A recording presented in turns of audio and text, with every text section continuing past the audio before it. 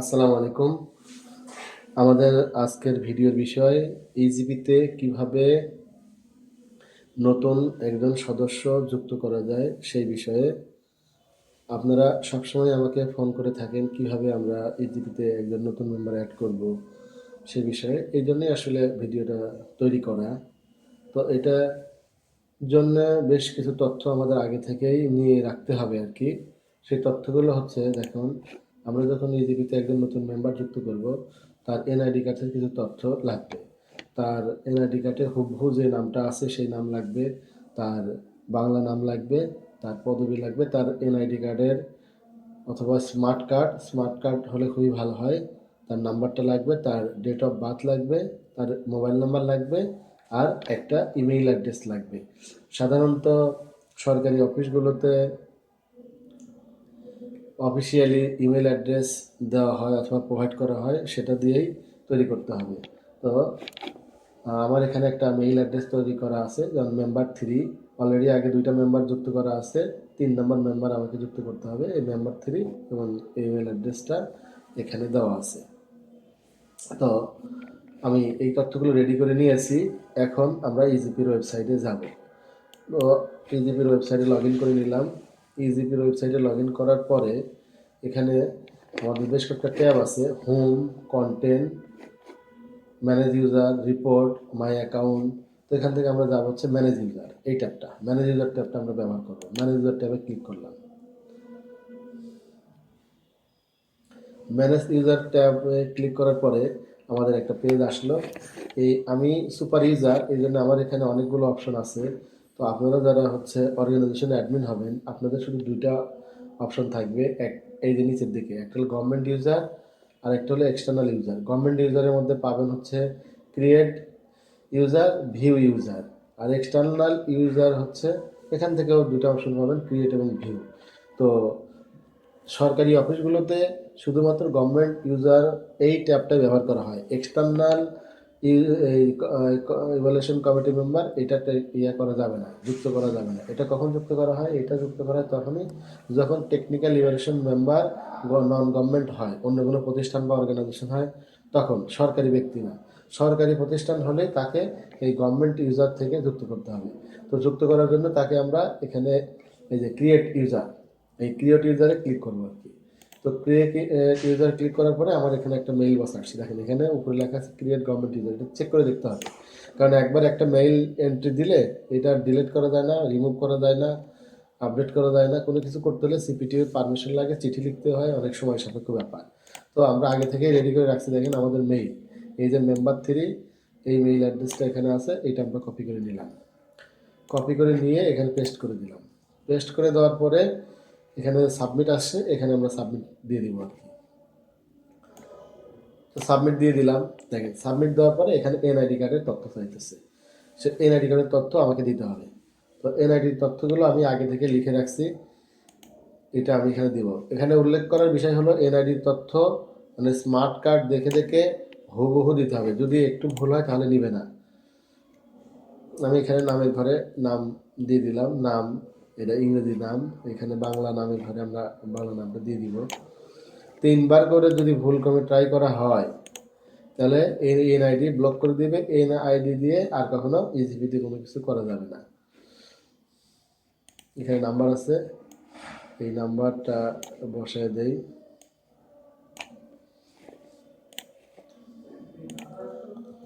এখানে জন্ম তারিখ আছে, জন্ম তারিখ 18/11/1982।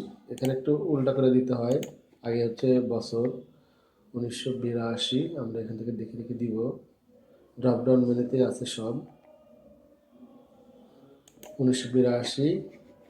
এরপরে মাস, মাস হচ্ছে 11, 11 মানে নভেম্বর, এখান থেকে নভেম্বর দিয়ে নিলাম।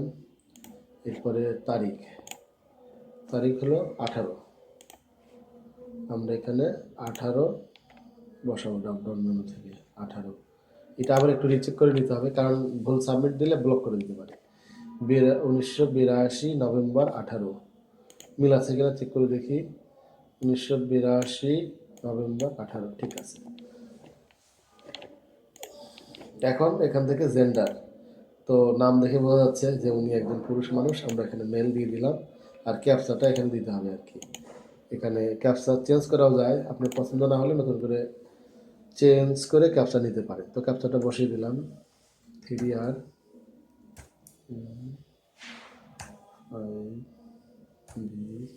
জি দিয়ে এখানে আমরা ভেরিফাই বাটনে ক্লিক করে দিব।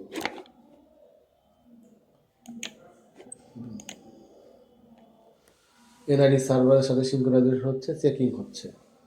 চেকিং হওয়ার পরে সে আমাকে একটা ফলাফল দিবে।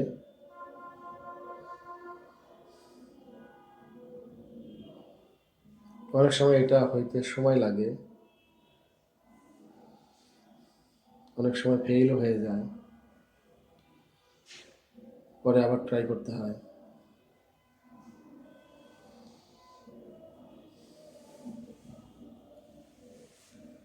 হ্যাঁ, আমাদের ভেরিফাই হয়ে গেছে। এই দেখেন ভেরিফাই হওয়ার পরে এই জায়গায় এনআইডির তথ্যটা একদম সবুজ করে টিক দিয়ে ভেরিফাই, ঠিক আছে, এখানে চলে আসছে আর কি। দেখেন নাম চলে আসছে, এনআইডি এবং অন্যান্য তথ্য চলে আসছে। এখন আমরা এখানে মোবাইল আইডিটা দিয়ে দিব আর কি, মোবাইল নাম্বারটা।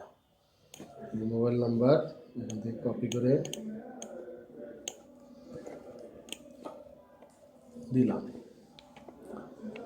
এখন এই পুরোটা চেক করে আমাকে একটা সাবমিট করতে হবে আর কি। আমরা এটা সাবমিট করে দিলাম।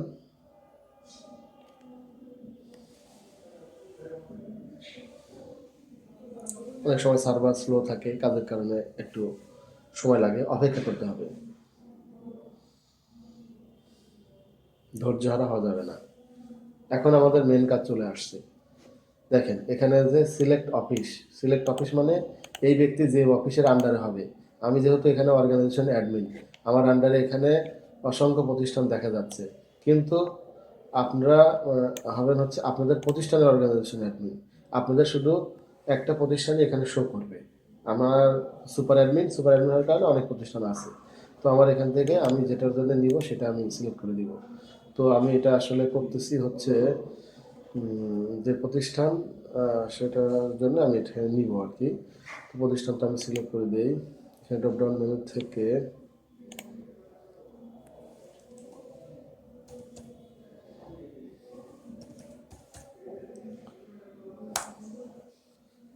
আমি এটা করতেছি হচ্ছে রাঙামাটি সিভিল সার্জন অফিসের জন্য।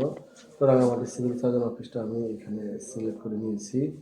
এরপর হচ্ছে পদবি দেখেন উনি হচ্ছে একজন মেডিকেল অফিসার। আমি এই জন্য এখানে হচ্ছে মেডিকেল অফিসারটা দিয়ে দিব আর কি।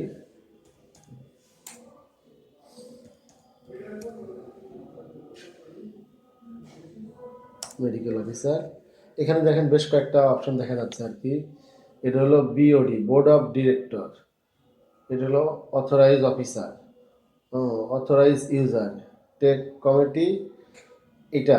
তো এখানে অ্যাকাউন্টস অফিসার, পিএমসি, পিএম, এই কোনোটার কাজ হবে না। আমরা যদি ট্রাকে টেন্ডার ইভ্যালুয়েশন কমিটিতে অথবা অপেনিং কমিটিতে রাখি, এখান থেকে শুধুমাত্র আমাকে একটা ঘরে টিক দিয়ে দিতে হবে আর কি। আমি এখান থেকে টিইসি মানে টেকনিক্যাল টেন্ডার ইভ্যালুয়েশন কমিটি, আর হলো পিতে টিএসসিতে হলো টেন্ডার হচ্ছে ওপেনিং কমিটি, ঠিক আছে। টেন্ডার তো আগে টেন্ডার ওপেনিং কমিটি ছিল, এখন তো টেন্ডার ওপেনিং কমিটি হয় না, এখন টেন্ডার ইভ্যালুয়েশন কমিটি হয়। এটা পিতে প্রজেক্ট ইভ্যালুয়েশন কমিটি আর হলো টেকনিক্যাল স্পেসিফিকেশন কমিটি, ঠিক আছে। মানে যে কোনো কমিটি করার জন্য আমাকে এই রোলটা দিতে হবে। এখানে তিনটাই অবলিক দিয়ে রাখছে আর কি। তো আপনারা অন্য কিছু দিবেন না, দিলে এখানে একটা বিপদ হওয়ার সম্ভাবনা আছে। তারপরে এখান থেকে অ্যাড রোল দেওয়ার পরে ওইটা অটোমেটিক্যালি সেভ হয়ে যাবে।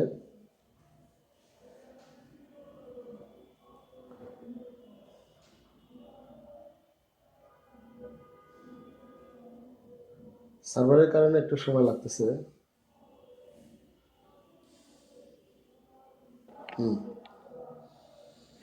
এখন এখানে দেখেন ওরা হচ্ছে আমাকে সিস্টেম থেকে দেখাচ্ছে ব্যক্তির নাম, তারপরে ব্যক্তির হচ্ছে ইমেল অ্যাড্রেস এবং ব্যক্তির মন্ত্রণালয়, ব্যক্তির অফিসের নাম, এরপরে পদবি, এরপরে হলো কি আমরা রোল দিয়েছি টেন্ডার ইভ্যালুয়েশন কমিটি, এইটা এখানে দেওয়া আছে। এগুলো সব হচ্ছে দেখাচ্ছে আর কি। এখান থেকে আমি যদি চাই তাহলে কিছু পরিবর্তন করতে পারবো, এই জন্য এডিট। একবার এখানে কমপ্লিশন দিলে আর কখনো পরিবর্তন করা যাবে না। তো এটা সাবমিট দেওয়ার আগে বারবার চেক অ্যান্ড ডাবল চেক করে দেখে নিতে হবে। এরপরে আমরা কমপ্লিট দিয়ে দিলাম। কমপ্লিট দেওয়ার পরে আমার এখানে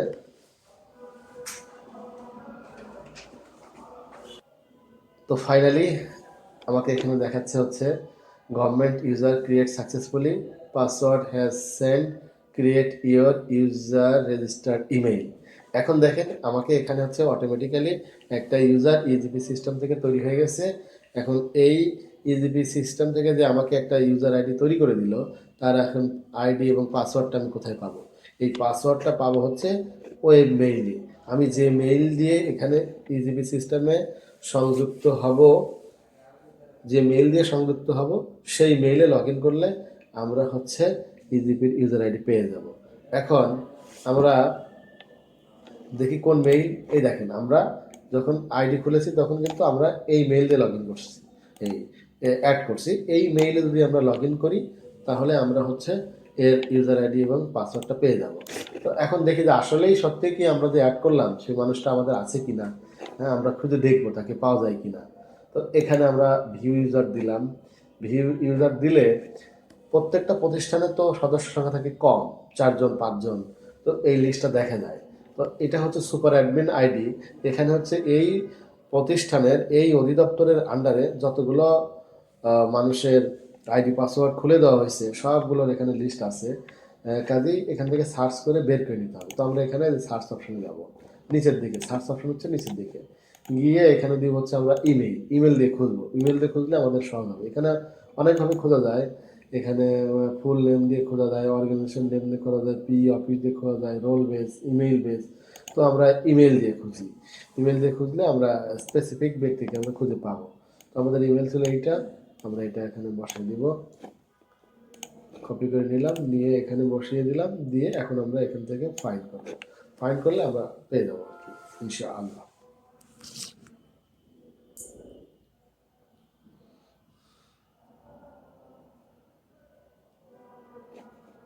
এখন দেখা যায় সার্চ করে খুঁজে বের করছে KM আব্দুল্লাহ আল মামুন। এরপরে ওনার যে ডিটেলস এখানে যা আছে সব কিছু আছে আর কি।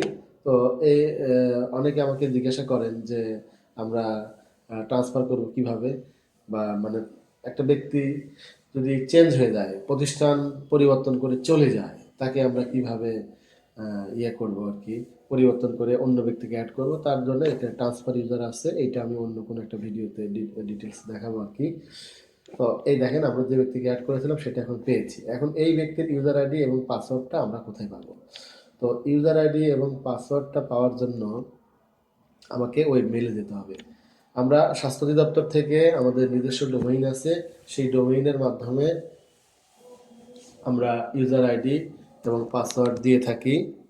অন্যান্য দপ্তরের বিষয়ে জানি না তারা কিভাবে কি করে। তো আমাদের নিজস্ব ডোমেইন সিস্টেম আছে। তো আমরা এখান থেকে মেইল আর পাসওয়ার্ড আপনাদেরকে দিয়ে থাকি। আপনারা এটা যারা স্বাস্থ্য প্রতিষ্ঠান আছেন তারা এটা তো জানেন। তো আপনারা কি করবেন, আপনাদের ওই মেলে লগ ইন করবেন। তো ওই মেইলের ঠিকানা তো আমাদের এখানে আছে। আপনাদেরকে যখন একটা মেইল দেওয়া হয় তখন কিন্তু মেইলের সাথে আপনাদেরকে এই ওই মেইলের ঠিকানাটাও দেওয়া হয়, smtp.djss.gov.bd। এই মেইল সার্ভারটা আপনাদেরকে দেওয়া হয়, আপনারা এখান থেকে ইউজ করেন। তো এখন হচ্ছে এই মেইলের আইডি এবং পাসওয়ার্ড। এখন আইডি তো আমার কাছে আছে, তো আইডিটা আমি দিয়ে দিলাম। পাসওয়ার্ডটাও আমার কাছে আছে, আগে থেকে এটা নেওয়া। এই পাসওয়ার্ডটা আপনাদেরকে দিয়ে দেওয়া হয়, এই পাসওয়ার্ড দিয়ে লগ ইন করতে হবে। তো আমরা এখানে রাঙামাটি সিভিল সার্জনের অফিসের এটা ইয়ে করলাম, ইমেল আইডিটা এখানে বসিয়ে দিলাম। এখন পাসওয়ার্ডটা ছিল, পাসওয়ার্ডটা আমি এখানে নিয়ে নিয়েছি, পাসওয়ার্ড দিয়ে লগ ইন করলাম। লগ ইন করার পরে দেখেন এখানে ইজিপি থেকে প্রাপ্ত মেইল, এই যে মেইল ইনবক্সের মধ্যে একটা মেইল আছে, ইজিপি ইওর অ্যাকাউন্টস ডিটেলস। এখানে ক্লিক করেন, ক্লিক করার পর দেখেন এখানে আপনার লগ ইন আইডি, পাসওয়ার্ড এবং ওয়েবসাইটের ঠিকানা ডিটেলস দিয়ে দিয়েছে। এখান থেকে আপনি এই মেম্বার 3 আইডি দিয়ে ইজিপিতে ক্লিক করবেন। ইজিপিতে ক্লিক করার পরে এটা ক্লিক করে দিবেন। ক্লিক করে দেওয়ার পরে এখানে এই ইমেল আইডি এবং পাসওয়ার্ড দিয়ে আপনি যখনই প্রবেশ করবেন তখনই ওনারা হচ্ছে আপনাকে পাসওয়ার্ডটা চেঞ্জ করতে বলবে আর কি। তো এখানে পাসওয়ার্ডটা চেঞ্জ করে নতুন পাসওয়ার্ড কি দিবেন সেটা এখানে বলে দিচ্ছে, একটু হিন্টস দিচ্ছে যে পাসওয়ার্ডটা হবে স্ট্রং পাসওয়ার্ড। একটা বড় হাতের লেটার থাকবে, একটা ছোট হাতের লেটার থাকবে, নাম্বার থাকবে, আর একটা স্পেশাল ক্যারেক্টার দিয়ে পাসওয়ার্ড বানিয়ে এই পাসওয়ার্ডটা চেঞ্জ করে নতুন পাসওয়ার্ডটা দিতে হবে। তারপরে আপনারা নিজেদের মতো করে লগ ইন করতে পারবেন। তো আশা করি আপনাদের ভিডিওটা কাজে লাগবে। মূলত আমাদের স্বাস্থ্য অধিদপ্তরের বিভিন্ন প্রতিষ্ঠান যারা ইজিবিতে টেন্ডার করছেন এবং বিভিন্ন সমস্যা পড়ছেন তাদের উদ্দেশ্যে এই ভিডিওটা তৈরি করা। যদি কোনো সমস্যা মনে হয় বা বুঝতে না পারেন তাহলে কমেন্ট বক্সে যোগাযোগ করবেন আর কি, আমি সমাধান দেওয়ার চেষ্টা করব। তো ভিডিওটা এখানে আমি সমাপ্ত করছি। আসসালামু আলাইকুম।